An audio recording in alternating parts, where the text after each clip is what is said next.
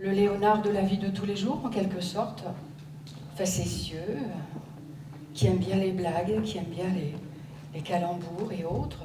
7 mois après la fin de l'exposition sur les rêves mécaniques de Léonard de Vinci, l'esprit du maître italien a plané une nouvelle fois au-dessus de l'espace culturel de Romba. Pour le deuxième spectacle de la saison proposé par l'OMC, Monique et Patrick Scheder ainsi que le comédien Michael Lansdal ont proposé des lectures tirées de la biographie de Léonard de Vinci et de ses propres écrits ou carnets.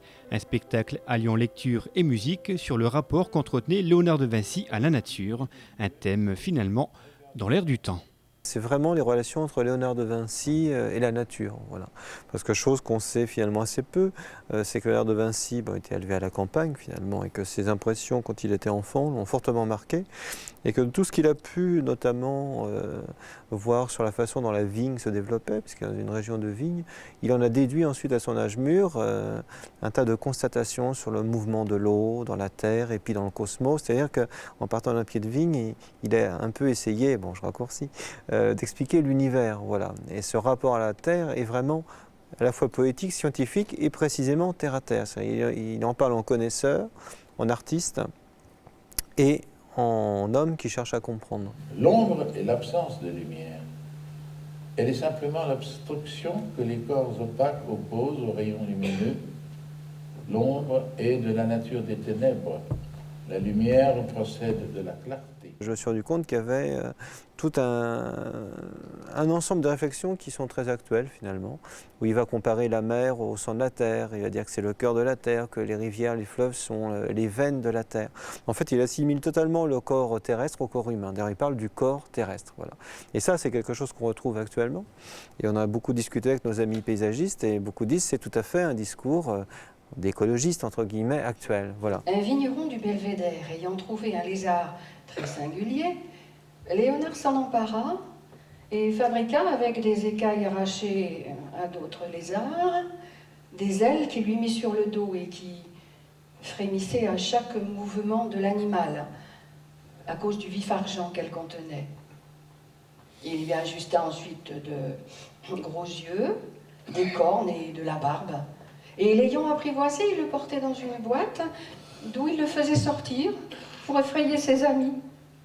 Il se livra à toutes sortes de folies semblables, s'appliqua à connaître l'effet des miroirs et fit d'étranges essais pour trouver des huiles et des vernis propres à conserver la peinture.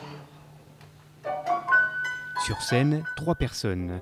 Un pianiste, Patrick Scheder, une récitante, Monique Scheder, qui nous lit une série de textes tirés de la biographie de Vasari, et Michael Lansdal, qui incarne Léonard de Vinci. Ah ben non, on ne se met pas dans sa peau, parce qu'il a écrit des carnets comme ça, en disant « mais je ne suis pas un écrivain, je ne sais pas écrire ».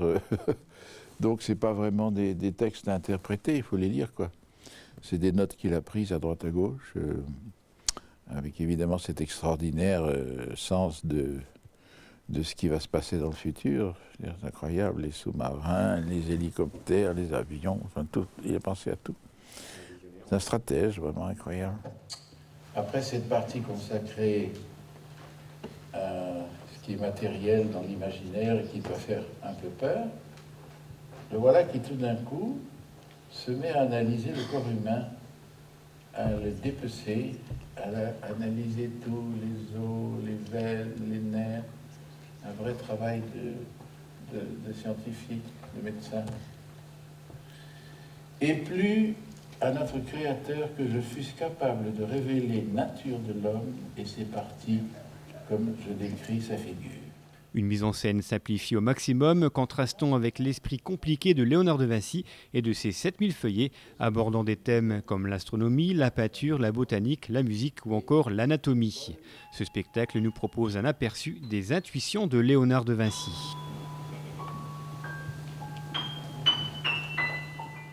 Il en ressort que c'est toujours beau quand un homme peut rêver et laisser son imagination galoper comme ça. Je crois que le monde moderne manque un peu trop d'imagination et de rêve. C'est tellement devenu scientifique et mécanique ce qu'on fait que c'est formidable de repartir dans le passé, voir des gens qui ont une espèce de liberté extraordinaire d'inventer, de prévoir, de pressentir. Mais enfin, vous savez, chaque époque a ses problèmes, et sans doute qu'il en avait beaucoup, mais enfin, il n'en parlait pas. Mais j'ai beaucoup d'admiration pour cet homme libre, quoi. Sans contrainte, pas d'obligation, parce que beaucoup d'autres artistes de cette époque ont été contraints par leurs mécènes, je veux ceci, je veux cela, etc. Tandis que lui était complètement libre de faire ce qu'il voulait. Mais ça foisonne tellement, puis alors souvent il ne va pas jusqu'au bout. Il amorce comme ça des chemins et puis il passe à autre chose. Oui. On dit souvent que les comédiens, des fois, s'identifient au personnage qu'ils jouent. Est-ce que vous, c'est votre cas? Est-ce que vous vous identifiez peut-être à Léonard de Vinci? Oh, on ne sait pas comment il était. Il n'y a pas de description du personnage en tant qu'être humain, comment il était, comment il parlait. Il n'y a rien là-dessus. Et vous parlez de liberté. Est-ce que vous vous sentez Non, libre, je par disais, exemple? il est libre de laisser son imagination galoper, quoi. Mais avec une façon qui est vraiment prophétique. Il a pressenti des tas de choses comme ça. C'est très étonnant. Hein. Un visionnaire dans l'air du temps, aujourd'hui Léonard de Vinci est indémodable et universel. Une universalité renforcée dans ce spectacle par la musique de Patrick Scheder.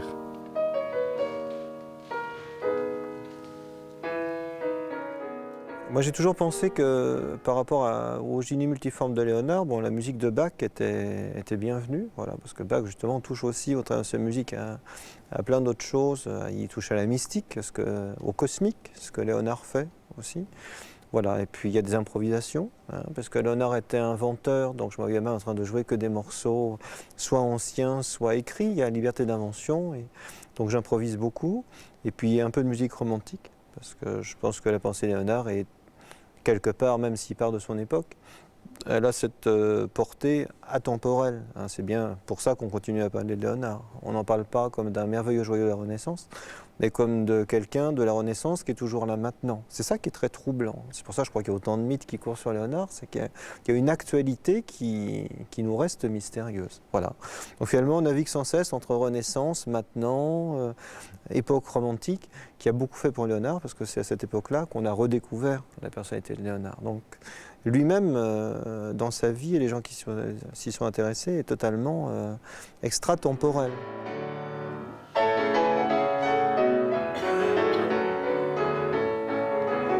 Imaginons avec beaucoup d'imagination que ce soir, dans la salle, se trouverait Léonard de Vinci. Qu'est-ce qu'il penserait de votre spectacle? Moi, je crois que ça le ferait bien rigoler, parce qu'il avait un esprit très facétieux. Il aimait beaucoup plaisanter, rigoler, monter des canulars aussi. Donc, à la fois, ça le ferait bien rigoler, et en même temps, je crois que ça le toucherait énormément, justement, parce qu'il avait conscience, comme disait Patrick tout à l'heure, de ce formidable fouillis qui était sans arrêt dans sa tête, et même dans ses réalisations, parce qu'il écrivait, il peignait, enfin, il faisait plein de choses en même temps. Et donc, de voir que on avait réussi à mettre ça dans en gros 1h15, 1h30 de spectacle, et de tenir les spectateurs là, avec son histoire, avec tout le fouillis de sa tête et de son cœur et de son âme. Je crois qu'il aurait bien... il me semble. Écoutez, je ne sais pas, s'il a de l'humour, ça va l'amuser. Si au contraire, il va dire, mais non, c'est pas comme ça que ça s'est passé. Généralement, ce que les artistes disent, mais non, c'est pas du tout comme ça. On ne sait pas, hein, ça, vraiment, c'est une question piège, on ne peut pas répondre, parce que on ne sait pas, quoi. De la Verge. Celle-ci a des rapports avec l'intelligence humaine, et parfois, elle possède une intelligence en propre.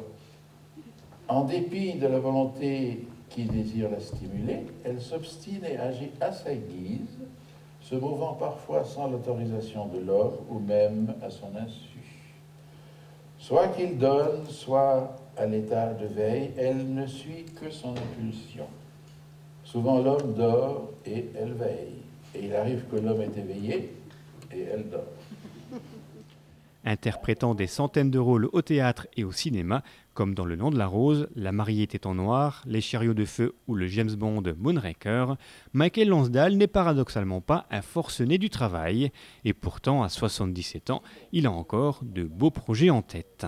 Il y a plusieurs choses. J'ai commencé il y a quelques jours un film avec une jeune réalisatrice qui s'appelle Amanda Sters, qui est écrivain aussi, dont on avait joué quelques pièces à Paris. Et c'est son premier long métrage. Elle est toute jeune. Alors, il y a beaucoup d'émotions parce que c'est toujours impressionnant quand on fait pour la première fois, on dirige un film. Et voilà, enfin je n'ai tourné que 2 jours pour l'instant, mais la suite va venir bientôt. Et est-ce qu'aujourd'hui, vous avez encore des rêves à réaliser? Oh, vous savez, je suis pluridisciplinaire, comme on dirait, je fais de la peinture beaucoup. Parce que j'ai besoin de quelque chose d'extérieur, j'ai besoin de faire une action manuelle. Parce que le comédien, c'est son propre corps et sa voix et tout, ses tripes qui jouent, son souffle. Donc c'est très reposant de faire quelque chose qui est en dehors de vous et qui va aller se balader chez les gens s'ils veulent. Donc c'est là que le rêve s'inscrit. Mais les personnages, j'essaie de voir ce qu'il y a dedans en eux et puis je le fais d'instinct. Je ne suis pas du tout un acteur qui travaille. Comment on va faire ça? Je réfléchis absolument pas. Ça me vient comme ça. C'est comme à la radio. À la radio, j'en fais beaucoup, on n'en parle jamais de ce métier. On dit toujours acteur de cinéma, de théâtre. J'ai fait énormément de radio. Et vous savez, on lit la pièce le matin, on joue l'après-midi, hein, même si c'est Shakespeare.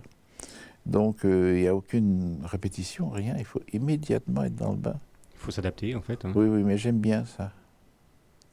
Étant un acteur d'instinct, je ne sais jamais. Souvent, on me dit, mais comment vous faites? Je dis, je sais pas. Jusqu'au dernier moment, je ne sais pas comment je vais jouer. C'est la scène, en fait, qui vous... C'est l'instinct. C'est un peu de la famille des instinctifs. C'est-à-dire, ils savent pas... Ils n'ont pas envie de préparer, de travailler avant pour faire quoi, j'en sais rien. Mais il y a une espèce d'évidence qui s'inscrit tout de suite.